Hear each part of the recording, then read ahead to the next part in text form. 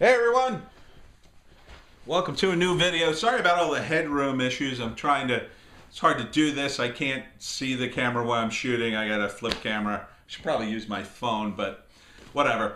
All right, so today, what are we talking about? We're talking about how to hire a screenwriter.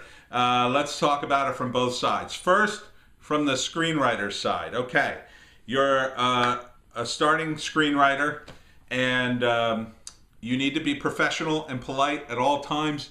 You also need to take the stance that you may not take the job. You got to go in there with that kind of attitude because that's the only way you're going to be in the right mind frame to negotiate properly. Of course, these things are very nebulous. There's not like a set price, unless you go to the union prices. But when you're talking low budget, these guys don't have union money to pay you and all those percentages. So you're not going to be working a union gig. You're probably going to get some sort of flat fee. Now, you may just be starting out and you may get a very low flat fee just to get your foot in the door, get a credit, get some samples.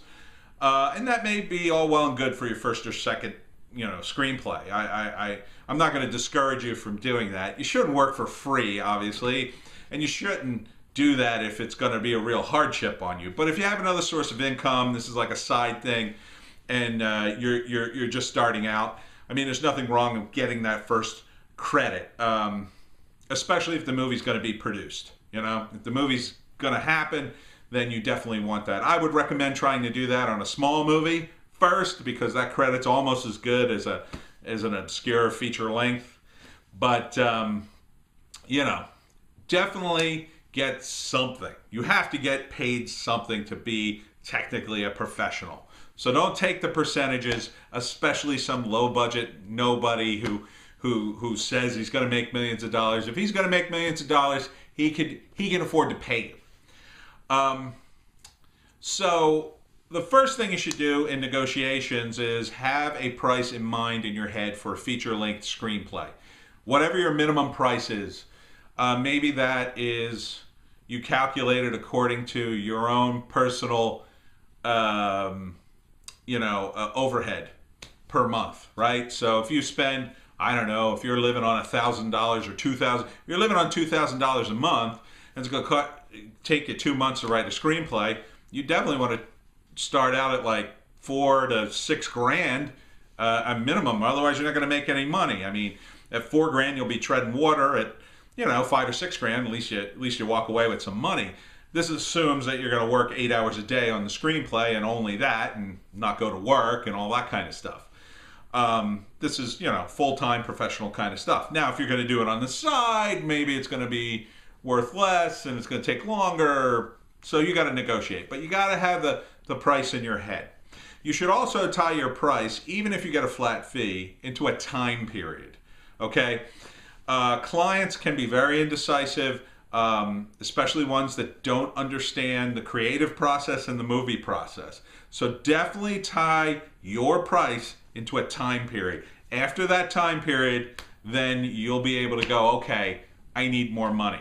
Now, you don't want to do it, if you're like 2 pages away from finishing and, and the clock strikes midnight, you don't want to call them up and start demanding another $100, but I mean, be a little flexible, but, clients will develop stuff to death. So definitely give them a deadline, a hard deadline, a month, 2 months, 3 months. Really, if you're a professional screenwriter, I bang out screenplays. I'll bang them out in 2 weeks if I have to, depending on the screenplay. It also depends upon the genre. Now, I'm a big comedy guy. Comedies are fun to write. I crank those suckers out. That's a two-week gig for me. I can knock out a comedy screenplay, no problem. A historical drama, now that's going to require some research. It might require a lot of research, especially if that historical drama is tied into a real person where real events happen. I mean, it could take you months. You could spend years doing a screenplay like that. So again, you gotta be very wary. So when you're having a meeting with a client or approaching a client and talking about price, have that mental price in mind for your minimum, and then negotiate from there. Don't just drop a price on a client, because believe me, once they get that price in their head, they're going to keep it. I would never mention a price on this video for me, because one of my clients could see the video and said, well, in that video you said this was cost X amount of dollars, and why are you charging me so much?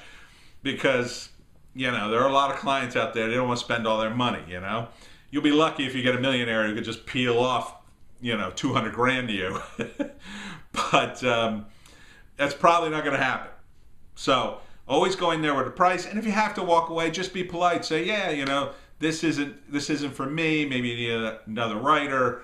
Maybe you could talk about it more, or think about it more. Don't be so anxious to jump down someone's throat and get a contract, and don't be so anxious to just walk away.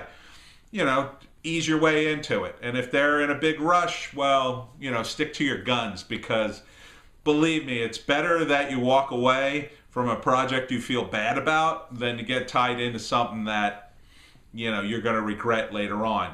You could end up rewriting something forever if you don't tie it into a price. I mean, and if the client hasn't paid you, he's going to hang it over your head forever.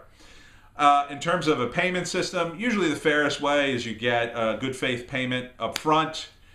Maybe do the first 10 pages just to give them an idea. And right then, in that first 10 pages, you're going to get an idea of how your working relationship with your client's going to work. Hopefully they read it and they just go, wow, this is great. And that's usually the reaction to most of my clients. But, you may have that kind of personality that just picks apart every page, every syllable, every word, and is just overly concerned about every little thing. At that point, you got to say, well, is this really worth your time to rewrite everything? You also may just follow their direction, and that might make them happy. You may have a client, and I've had a few of these, they just insist on you writing what they tell you. And if you want to get to the check, the quickest way is just to go, okay. But, as a good screenwriter, you should warn them that's not the way it works. Part of the process of having a client is you need to explain to them the creative process to some degree and how movies work. Scripts are about structure. Clients, they don't get that. They will kick the structure right off your screenplay if you let them. So you got to try to explain it to them. Tell them that screenplays need to have certain things in them in order to make them structurally sound. But if they're going to choose to not listen to your advice, you're about the time. You're about the time and the money. So don't get caught up in arguing with your client too much. I mean, you can give them advice, but they don't have to follow it. It's their time and their money. And as long as they keep paying you, it's their prerogative to screw up the script that they hired you to write. So that's the attitude you got to take in a work for hire situation. If your client becomes too unruly and that's gonna happen, either they overdevelop things, they overthink things. Again, if you've tied your fee into a time period, when the time period hits, you can start to ask for more money, or you could just walk away and say, listen, if you're not going to pay me more money, I can't keep doing this. I warned you. You got to give these guys warnings, because they don't understand. If they're going to rewrite the first 10 pages over and over again, you got to say to them, listen, we tied this into a time period. You keep making me rewrite the same 10 pages over and over. If you're going to keep wasting time, understand it's going to cost you more money. And I cannot I'll keep rewriting this if that's what you want. Now, they may turn that around on you and say, well, you're not doing it right. At that point, you're in trouble, because they hired you as the expert, and now they're yelling at you. Which brings me to part 2. If you're going to hire a screenwriter, how do you hire a screenwriter as a client? Okay, a lot of my clients, they're very understanding, great people who pay me money, and I love them. But some clients, they tell me what to do, and that's not good. If you hire a plumber and he's plumbing your pipes, you don't stand behind him and go, hey, I don't like the pipes you use. Make the pipe go across the room and up into the ceiling and down. It's not how plumbing works. The plumber's the expert. He knows where the pipes go. If you hire a doctor or a lawyer or any professional, they have to take care of what they know. okay? So you have to understand that if you hire a screenwriter, once you've hired him, it's his job to write the screenplay and make recommendations, and generally you should listen to him. Now there'll be a few aesthetic choices that he may consult you on to make sure you're okay, and you can certainly add your input, but you got to follow the screenwriter.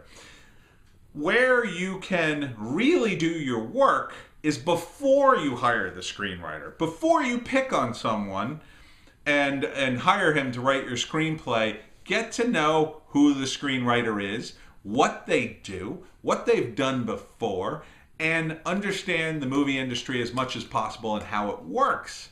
Because if you just hire somebody and expect them to create your vision out of your brain, that's not going to work, okay? Necessarily. They might just be in tune with you, but it doesn't always work that way. And sometimes they go off in a different direction that's actually better than what you were going to do. You know, I had a client, and he was the nicest guy in the world, and you know, he wanted to do this crazy story, and it involved celebrities and assassinations and murder and conspiracy theories, and I had to tell him, listen, you can't do all that. You know, you can't put all these famous people in your movie.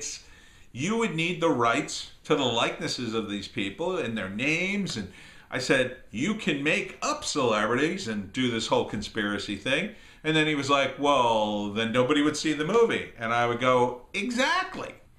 So you have a bad idea is what you have. So if you want to do a conspiracy movie, it has to be about the movie and not hinge on celebrity.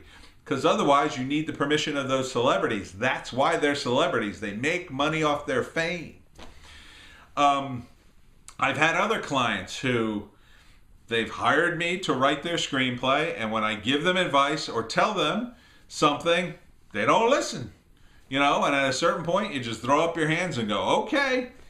But you run into a problem if those same clients come back at you and says, why doesn't the screenplay work anymore? Well, it doesn't work anymore because I'm listening to you and you're not a screenwriter. You hired me, I told you to listen to me, and you're making me listen to you.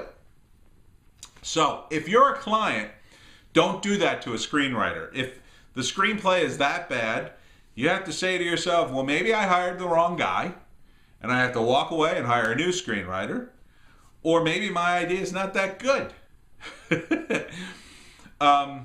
You know, if you know your screenwriter and really research him and see what a professional he is, you know, a lot of guys out there, especially in the low budget world, they want to find a diamond in the rough. Oh, I'm going to find a diamond in the rough. Oh, I'm going to find a great guy and he's going to cost me nothing, but he's going to be brilliant.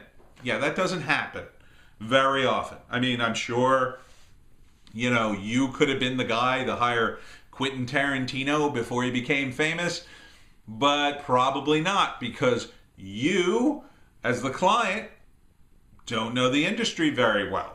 So the chances of you being able to pick that guy out of a crowd based on his work, which may be very minimal, is very low. Very low. You need a professional to help you. Now, one of the things you could do is consult other professionals about who to hire. You want to stay away from other screenwriters because, of course, they're going to want the job. But you know, if you're on a forum somewhere and maybe there's a couple of professional guys, it's hard to find really good screenwriters that are known because screenwriters in general aren't known. If you're going to point at a screenwriter and say, hey, your movies didn't make a lot of money, that's not necessarily a good gauge, because there are plenty of guys in the industry who have made a ton of money that suck, and plenty of guys in the industry who haven't done that well. They're actually really great writers. So my recommendation, if you're a client, is to first take your time, because, you know, make the screenplay within your means, and even if you get a bad screenplay out of it, even if the screenplay is not that good, you still have something ahead of a guy who just has a movie idea, and you can always rewrite it. Screenplays get rewritten all the time. That's another thing for the screenwriter. You have to understand that your screenplay may be rewritten so many times that by the time it hits the screen, you won't even be on the credits. You'll be lucky if you're on the credits. So there's nothing wrong with just paying the guy and following his lead, even if you disagree with it. You can always take the screenplay later, give it to another guy, and have him tweak it. You could tweak it yourself. I wouldn't recommend it, but you could. You know, if you really want to do it yourself, learn screenwriting, or at least learn enough to know who's good. And just remember that screenwriting is about structure. It's about a plan to shoot a movie that makes sense to an audience that's going to enjoy it. Okay? If you set out to do some groundbreaking thing that breaks all the rules on your first outing, you've already screwed things up because you're not that good. And you have to accept that. You're doing your first movie. Odds are, if you're watching this, you're probably doing a low budget first movie thing. So calm the hell down, clients, is my my advice. Let screenwriters do their work. Give them the leeway to do their work. Yes, some guys suck, and you may realize halfway through the process, oh my God, I've hired an idiot. If he's not cranking out pages, then yeah, he's not good. And that, you fire him, you give him his kill fee, you send him on his way. You should have a kill fee in your contract to get out of the contract. But understand that once you hire him, it's going to cost you some money. Even if you only get those first 10 pages and they're so awful, you're just like, forget it. Understand you're not getting that money back. Okay? That is, you know, you have to look at it as a learning experience. And that first 10 pages, well, you look at it, and if it's really horrible, you go to the next guy, and then at least, you know, when the next guy gives you 10 pages, you have a basis of comparison. And you might see something in there and say, well, you know, I paid for these 10 pages. There's a little kernel of an idea. I could throw it in. If you pay for it, it's yours. I mean, that's the whole point. I also would stay away from percentages. Clients, especially low-budget guys, especially with new guys that you've never worked with before, because once you get into percentages, if a guy does half of a screenplay for you and never finishes, and then you have to go to another guy, that percentage could come back to bite you in the ass. You may still have to pay him a portion of that percentage. So stay away from percentages, I say. They don't mean anything anyway. Most low-budget movies don't make a lot of money. You'll be lucky to, you know, if you're lucky and you get the movie made for $100 grand, you'd be lucky to sell the thing for twice that and walk away with 50 when all is said and done with all the things you're going to have to pay out. Don't bring the screenwriter in as a percentage guy unless, you know, he brings money to the table or something like that. Plus, there's a chance that you're not going to make any money, and then you're going to end up burning the screenwriter. You don't have to spend $1 million to get a screenplay, but understand you have to spend something, okay? You have to think to yourself, client, how much do I spend every month to live? If you got a guy for a month or 2 months writing your screenplay, he's got to live. You have to pay him at least that amount to live. Otherwise, you're dealing with a guy who's doing this on the side. He's got a regular job, and it's going to take forever, okay? He's going to be writing at night. He's going to be writing on the weekends, and, you know, it's going to take a long time to get that stupid screenplay. If you're doing that stuff on the weekends and at night, you know, you can't crank that stuff. I can't crank out a screenplay in 2 weeks if I got to work a 9-to-5 job. It's too much. It's not going to be good. I mean, I might be able to bang it out, but it's probably going to be a little shaky. But again, even if you have something that's a screenplay and it's just banged out and it's, you know, it's got some problems, but the structure's there. That's what you really need. You need that 3-act structure to be solid enough that maybe the second guy will come in or the director will come in and they'll fix it and it'll be fine. So, you know, from a client standpoint, when you're working on a screenplay, basically, unless you're a director and a producer, in which case you probably know more and you know how to pick a screenwriter, you're really looking to just get something that you could shop around, okay?